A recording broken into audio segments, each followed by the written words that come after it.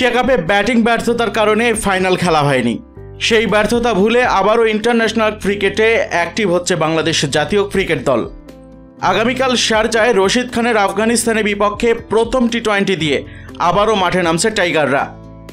কাল রাত 9টায় মাঠে নামার আগে কেমন হবে লিটনবিহীন বাংলাদেশের একাদশ তা নিয়ে চলছে জল্পনা কল্পনা। নিয়মিত অধিনায়ককে না পাওয়ায় একাদশ সাজাতে বেশ হিমশিম খেতে হচ্ছে টিম টাইগার ম্যানেজমেন্টকে।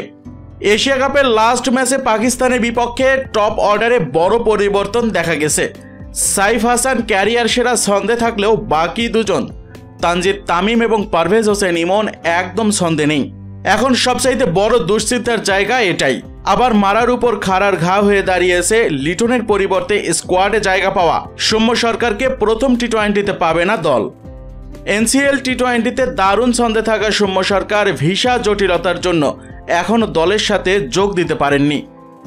তাই অনেকটা বাধ্য হয়েই কাল সাইফের সাথে ওপেন করতে দেখা যাবে তামিম ইমনদের মধ্যে যে কোনো একজনকেই।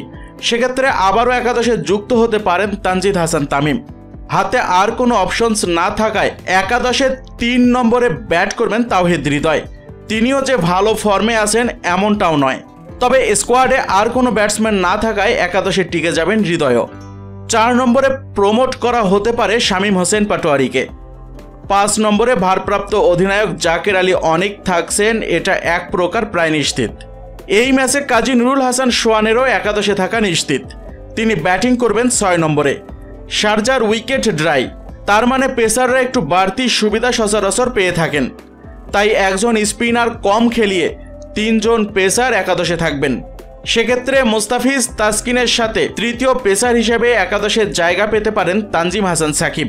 এশিয়া কাপে আফগানদের বিপক্ষে দুর্দান্ত বোলিং করেছেন রিশাদ হোসেন, তারও বাদ পড়ার সম্ভাবনা নেই বললেই চলে। সেক্ষেত্রে কপাল পুড়তে পারে মেহেদী হাসানের, কেননা আফগানদের ব্যাটিং অর্ডারে ডানহাতি ব্যাটসম্যানের আধিক্যর কারণে 11 নম্বর খেলোয়াড় হিসেবে একাদশে আবারও ফিরতে পারেন নাসুম আহমেদ। আর তাছাড়া এশিয়া কাপে আফগানিস্তানের বিপক্ষে আগুন বোলিং করে দলকে জিতিয়ে ম্যান অব দ্য ম্যাচ নির্বাচিত হয়েছিলেন তিনি। তাহলে চলুন জেনে নেওয়া যাক কাল রশিদ খানদের হারাতে বাংলাদেশের সম্ভাব্য সেরা একাদশে কারা কারা জায়গা পেতে পারেন। সাইফ হাসান, তানজিদ তামিম, তাওহিদ হৃদয়, শামীম হোসেন পাটোয়ারি, জাকের আলী অনিক, কাজী নুরুল হাসান সোহান, রিশাদ হোসেন, তানজিম সাকিব, নাসুম আহমেদ, তাসকিন আহমেদ এবং মুস্তাফিজুর রহমান। কিন্তু দর্শক মণ্ডলী, কাল আফগানিস্তানের বিপক্ষে বাংলাদেশের সেরা একাদশে কোন কোন ক্রিকেটারকে দেখতে চান জানিয়ে দিন আপনার পছন্দের ইউটিউব চ্যানেল মিক্সার ওয়ার্ল্ডকে। আপনার মহামূল্যবান মতামতটি জানাতে ভিডিওটির নিচে কমেন্ট বক্সে কমেন্ট করুন।